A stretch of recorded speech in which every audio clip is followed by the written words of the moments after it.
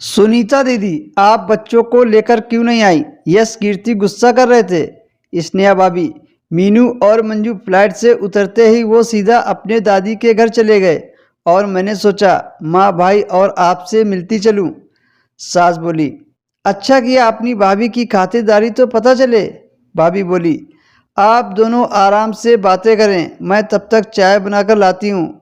सास तुरंत बोल पड़ी, हाँ, साथ में पनीर के पकोड़े भी बना देना। सुनीता बोली, अरे भाभी आप परेशान मत हो, खाना खाकर आए हैं, पकोड़े कल बना लेना। आप चाय और बिस्किट ले आएं, मिलकर खाएंगे। अरे वो सब बना लेगी, कोई एहसान थोड़ी है। और ये बैठेगी क्यों, 5 बजने वाले हैं, बच्चे ट्यूशन से आते होंगे, फिर शाम को खाने की तैयारी भी तो करनी है। सुनीता को अपनी माँ का व्यवहार मालूम था और वो अपनी भाभी को परेशान नहीं करना चाहती थी, पर बोलकर माहौल खराब हो इसलिए चुप रह गई। राजू और स्नेहा की शादी को करीब 10 साल हो गए थे। उनके 2 बच्चे यश और कीर्ति थे। सुनीता की माँ का व्यवहार हमेशा से ही अपनी बहू के लिए कड़क रहा है। बात बात पर डांटना, रौब चलाना, बस यही सब करती आई हैं। सुनीता की शादी राजू से 3 साल पहले हो गई थी और वो विदेश में जाकर बस गई थी। उसका ज़्यादा आना जाना नहीं होता था, लेकिन माँ को हमेशा फ़ोन करके समझाती रहती थी। 2 दिन बीत गए थे। सुनीता लगातार अपनी भाभी को काम करता देख रही थी। दोपहर के खाने के वक्त सुनीता बोली, आओ भाभी आप भी साथ में खाना खा लो, जब से आए हूँ आपने एक बार भी मेरे साथ खाना नहीं खाया है। सुनीता बोलती कि उससे पहले सास बोल पड़ी, अरे तू इतने दिनों बाद आई है, गर्म रोटियां खाओ, इसका क्या है, ये तो खाती रहेगी, इसकी आदत हो गई है सबको खिलाने के बाद खाने की। सुनीता बोली, जी दीदी आप खाइए, मैं एक रोटी और लाती हूँ, बोलकर चली गई।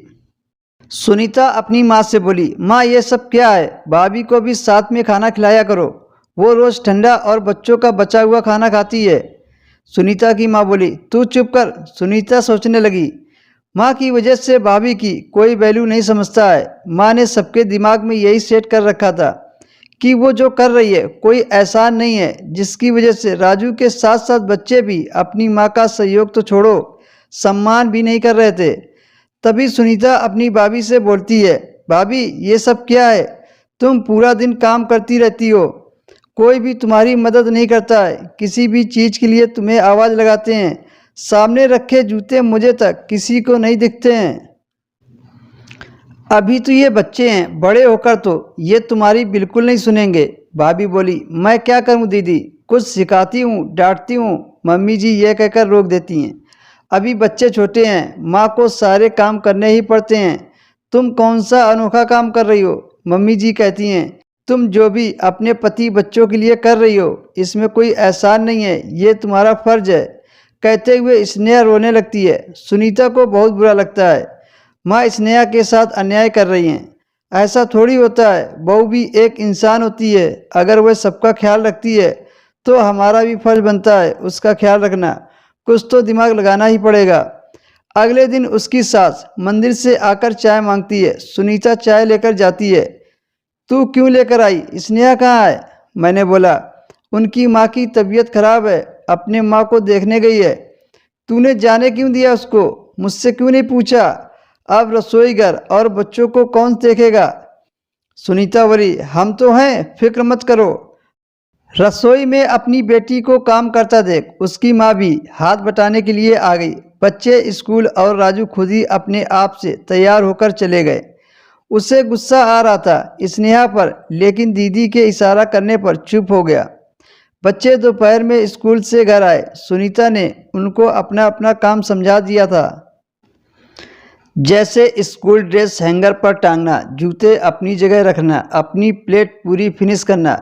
बच्चों को भी बुआ के साथ काम करने में बड़ा मज़ा आ रहा था। शाम को अपनी बहन और बच्चों को रसोई में काम करता देख राजू गुस्से से बोला, दीदी हद है, आप पहली बार इतने दिनों के लिए आई हो और काम कर रही हो। उसने जरा भी नहीं सोचा मेरी बहन का ख्याल कौन रखेगा। तभी सुनीता बोली, और तूने कभी सोचा है मेरी भाभी का ख्याल कौन रखेगा? क्या मतलब सुनीता दीदी आपका? यही कि मैं जब से आई हूँ देख रही हूँ कि वह चुपचाप किसी मशीन की तरह काम करती जा रही है और हर कोई उसे बस आर्डर दे रहा है।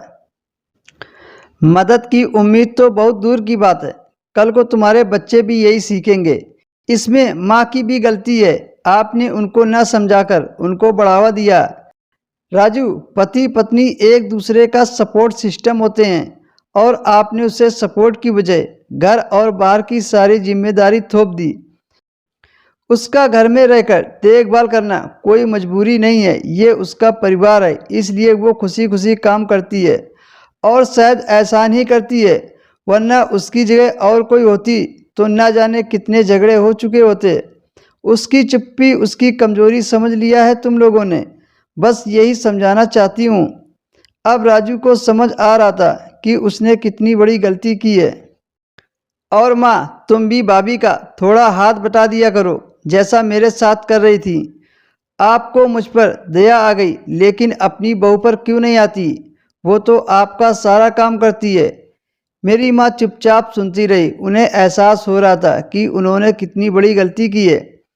बहू कोई काम करने वाली मशीन नहीं होती है, वो भी एक इंसान ही है। हम सब लोग उनका ध्यान दिया करें जितना वो हम लोगों का ध्यान देती है। दोस्तों, वीडियो आपको कैसी लगी कमेंट करके ज़रूर बताएं। वीडियो अगर पसंद आई हो तो वीडियो को लाइक कर दें, शेयर कर दें और हर रोज़ नई कहानी के लिए हमारे चैनल को सब्सक्राइब कर लीजिए।